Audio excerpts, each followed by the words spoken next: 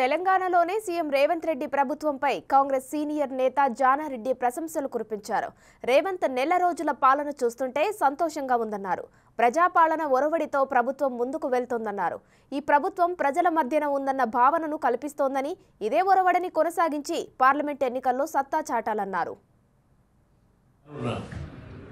పార్లమెంట్లో అత్యధిక స్థానాన్ని మొత్తంగా గెలుచుకోవడానికి కృషి చేయవలసిందిగా కాంగ్రెస్ పార్టీ నేతలకు, కార్యకర్తలకు ఇదే ఐకమత్యాన్ని కొనసాగిస్తూ సమిష్టి నాయకత్వాన్ని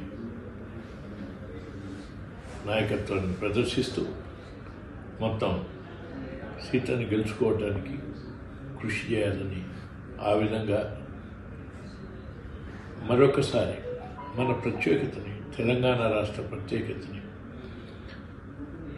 భారతదేశానికి తెలియజేసినట్టుగా ఆదర్శం తెలంగాణ రాష్ట్రం ఇచ్చినటువంటి కాంగ్రెస్కు కానుకగా రాష్ట్ర ప్రభుత్వంతో పాటు అత్యధిక స్థానాలు ఇచ్చిన తెలంగాణ రాష్ట్రంగా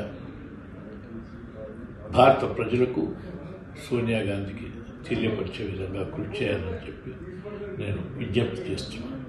నెల రోజుల పాలనలో ఆ జరిగినటువంటి యొక్క పరిస్థితుల్ని తెలియపరుస్తూ, ఆ పరిస్థితులను అధిగమించడానికి అవసరమైనటువంటి చర్యలు తీసుకోవాలని ఆలోచిస్తూ, ఆ తర్వాత ఇచ్చిన హామీలను నిలబెట్టేందుకు రాత్రింబవళ్ళు కసరత్తు చేస్తూ ఇది ప్రజల మధ్యలో ఉండే పాలనగా భావించే విధంగా ప్రయత్నం చేస్తున్నారు అని నేను భావిస్తున్నాను.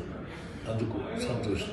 ఈ ఒరవడిని సాగించి అనేక మంది మేధావుల, అనేక మంది ప్రజా సంఘాల, ఇతర పార్టీల సలహాలను కూడా తీసుకుంటూ, సూచనలు కూడా దృష్టిలో పెట్టుకుని ప్రజాభిష్టమైనటువంటి పరిపాలనగా దీన్ని రూపుదిద్దుకోవడానికి కృషి చేయాలని ఈ ప్రభుత్వానికి సూచన సలహా ఇచ్చడంతో పాటు అందుకు నా వంతు పాత్ర ఎక్కడెక్కడ అవసరమో అందుకు నిర్వహించడానికి సందేహం లేదు.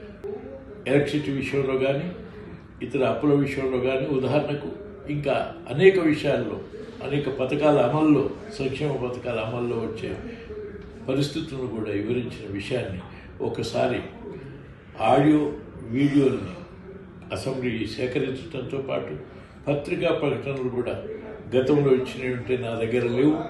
అందుకని ఆ విషయాలన్నింటినీ ఆలోచించి ఇవాళ ఇటు పత్రిక వాళ్ళు ఒకసారి ఆనాడే నేను హెచ్చరించిన విషయాలని ప్రజలకు ప్రస్ఫుటంగా చెప్పడానికి, ప్రభుత్వం కూడా ఆ విషయాల్ని, ప్రభుత్వంలో ఉన్న వాళ్ళు ఆ విషయాలను సేకరించి మన కాంగ్రెస్ పార్టీ తరఫున నేను చేసినటువంటి కృషిని కూడా తెలియజేస్తే, నా కృషి అనేటువంటిది కాదు, కనీసం కాంగ్రెస్ పార్టీ తరఫున వివరించినటువంటి తీరు హెచ్చరికగా ఉంటుంది, అది మీకు అవగాహన కొనుక్కుంటుందని నేను భావిస్తున్నాను.